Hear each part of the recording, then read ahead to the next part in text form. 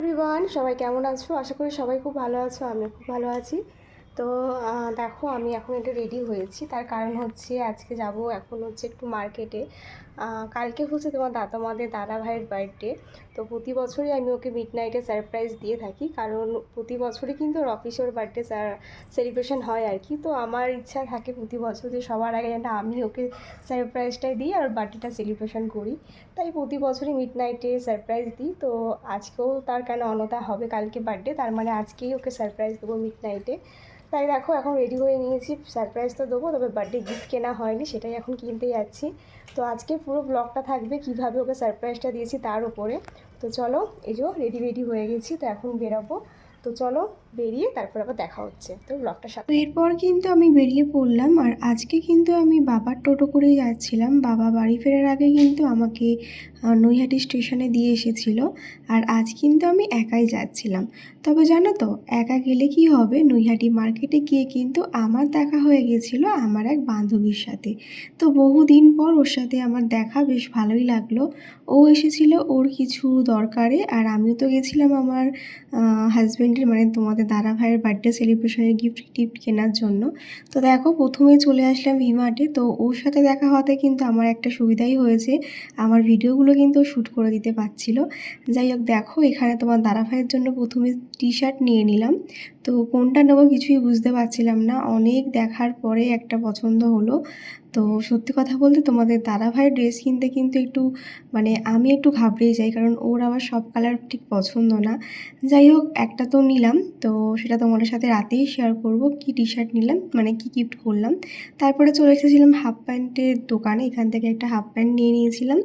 আর দেখো, আর মোটামুটি সব কিছু কেনা হয়ে গিয়েছিলো। আর নৈহাটি এসেছি, বড়মার মন্দিরে আসবো না তা তো হয় না, তাই বড়মার মন্দির মাকে বাইরে থেকেই দর্শন করলাম, কারণ মন্দিরের দরজা বন্ধ ছিল, দেখতেই পেলে।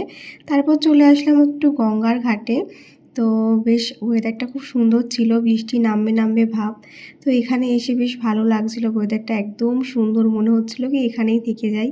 তো যেহেতু মামামকে রেখে এসেছি, তাই কিন্তু বাড়ি যাওয়ার তাড়াও ছিল। যাই হোক, এখানে আর বেশিক্ষণ ওয়েট করলাম না, তারপরে কিন্তু চলে আসলাম সোজা ফুলের দোকানে। আর এখন যা ফুলের দাম, বাপরে বাপ, তবুও না নিলেই নয়, তাই কিন্তু ফুলটা নিয়ে নিলাম। তারপরে চলে আসলাম হচ্ছে কেকের দোকানে, এখান থেকে একটা কেক নিয়ে নিলাম। আর বাড়িতেও একটা বানানোর ইচ্ছা আছে, তবে জানি না কি হবে, কতদূর কি করতে পারবো। তো এই যে আমার শপিং এই ছিল। তো দেখো, কেকও নিয়ে নিলাম, এদিকে ফুলও নিয়ে নিলাম, আর ড্রেস তো কেনাই হয়ে গেছিলো। তো এই তিনটে জিনিস কিনতেই আমি আজকে এসেছিলাম মার্কেটে। তো কমপ্লিট, এবার বাড়ি ফেরার পালা। আর দেখো, আকাশে কিন্তু ভালোই মেঘ করে এসেছিলো। তো চলো, বাড়ি গিয়ে আবার দেখা হচ্ছে। তো আমার তো শপিং করা হয়ে গেছে। তো সেটা এখন আর দেখাচ্ছি না, পরেই তোমাদের দেখাবো কী কিনলাম। তো এখন হচ্ছে রুমটা ডেকোরেশন করব। মামামকে খাইয়ে চলে এসেছি ওপরে রুম ডেকোরেশন করার জন্য। এই যে বেলুন আর কীভাবে করছি চলো তোমার সাথে শেয়ার করি। তো চলো, ব্লগটার সাথে দেখো, ব্লগটা দেখতে। তাহলে চলো এবার রুমটা ডেকোরেশন করা যাক। প্রথমেই কিন্তু আমার বেডশিটটা চেঞ্জ করে নেবো। আর দেখবে, হোয়াইট কালারের বেডশিট পাতা মানেই রুমের কিন্তু একটা আলাদাই লুক চলে আসে। তারপরে চলে আসলাম ব্যাকগ্রাউন্ডটা ডেকোরেশন করব বলে। আর তোমরা যেটা ভাবছো, এটা কিন্তু নেট নয়, এটা কিন্তু একটা শাড়ি। অনেকেই ভেবেছে এটা নেট, এখন যেই নেট দিয়ে ডিজাইনটা হয় সবাই ভাবছে নেট, কিন্তু না, এটা কিন্তু একটা নেটের শাড়ি। যাই হোক, আমার এই ডিজাইনটা অনেক দিন ধরে করার খুব ইচ্ছে ছিল, এই পেছন ব্যাকগ্রাউন্ডটা এরকমভাবে ডেকোরেশন করার। তো ফাইনালি আজকে আমি আমার কাছের মানুষটার জন্য এরকম ডেকোরেশন করেই ফেললাম। আর দেখো, পেছনে কিন্তু টুনি লাইটটা সিকিউর করে দিলাম, তারপরে কিন্তু তার মধ্যে বেলুনগুলো সেফটি পিনটা আটকে দিয়েছিলাম। আর ফাইনাল লুক দেওয়ার জন্য ব্যাকগ্রাউন্ডে এই হ্যাপি বার্থডে লেখাটা আটকে দিলাম। ব্যাকগ্রাউন্ডটাও রেডি, এবার কিন্তু টেবিলটা সাজানোর পালা। তো দেখো, প্রথমেই নিয়ে নিলাম দুখানা কাঁচের গ্লাস, তার মধ্যে জল দিয়ে দিয়েছিলাম গোলাপের পাপড়ি, আর সাথে দিয়েছিলাম ক্যান্ডেল। তো তারপরে চলে আসলাম নিচে, আর নিচে এসে দেখি মা কিন্তু তার ছেলের জন্য পায়েস করে একেবারেই রেডি। চলো তোমার সাথে এবার কেকটা শেয়ার করি। তো এই কেকটা নিয়ে এসেছিলাম আজকে আমি তোমার দাদা ভাইয়ের জন্য। আর এই হচ্ছে আমার রুমের ফাইনাল লুক। তো তোমাদের কেমন লাগছে দেখতে অবশ্যই জানিও।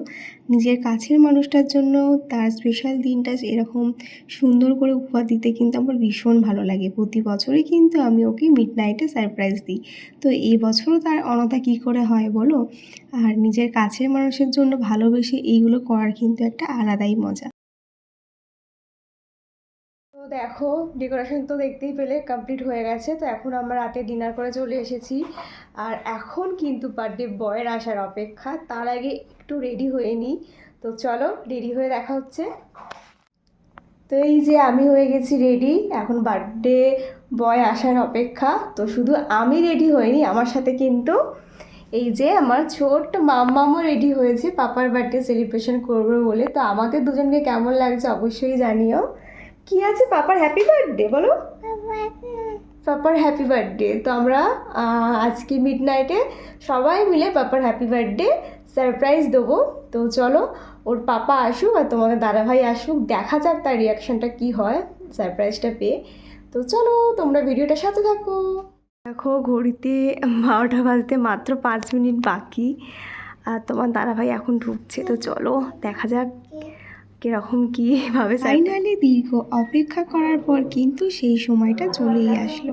ঠিক রাত 12টাতে কিন্তু তোমার দাদাভাইকে ঘরে নিয়ে এসে চুল বেঁধে তারপরে কিন্তু আমি ওকে বার্থডে সারপ্রাইজটা দিলাম। কী যে ভালো লাগছিল তোমাদেরকে বলে বোঝাতে পারবো না।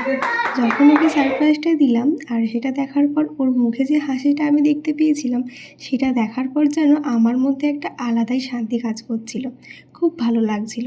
আর জানো তো, এই পুরোটাই সম্পূর্ণ হতো না যদি আমার 2 দেওর না থাকতো। ওরা ছিল বলেই কিন্তু তোমাদের সাথে এই সুন্দর মুহূর্তগুলো আমি এত সুন্দর করে তুলে ধরতে পারছি। যাই হোক, ওদেরকেও তোমাদের সাথে শেষে শেয়ার করছি। ওরা আমার ভিডিওটা করে দিচ্ছিলো বলে কিন্তু এখন দেখাতে পারলাম না। তো দেখো তোমার দাদাভাইয়ের এখন রাত 12টাতে কিন্তু বার্থডেটা সেলিব্রেশন হচ্ছে। প্রতি বছরের মতন এবছর ওকে খুশি করতে পেরে আমার যে কী ভালো লাগছিল বলে বোঝাতে পারবো না। তোমাদের দাদাভাইয়ের তো সারপ্রাইজটা ভীষণ পছন্দ হয়েছে, তোমাদের কেমন লাগলো জানাতে কিন্তু কেউ ভুলো না। যাই হোক, দেখো কেক কাটিং করার পর কিন্তু এখন সবাইকে কেক খাইয়ে দিচ্ছিল তোমাদের দাদাভাই। এদিকে বাবা তো ঘুমিয়ে পড়েছিল, বাবাকে তো মাঝরাতে তুলে নিয়ে আসা হয়েছে। যাই হোক, এখানে হচ্ছে আমার 2 দেওর, যারা না থাকলে কিন্তু আজকের এই দিনটা একেবারেই তোমাদের সামনে আমি তুলে ধরতে পারতাম না। ওরাও কিন্তু আমাদের ফ্যামিলির আর এক মেম্বার। দেখো আমার এই 2 দেওরকেও কিন্তু তোমার দাদাভাই কেক খাইয়ে দিল।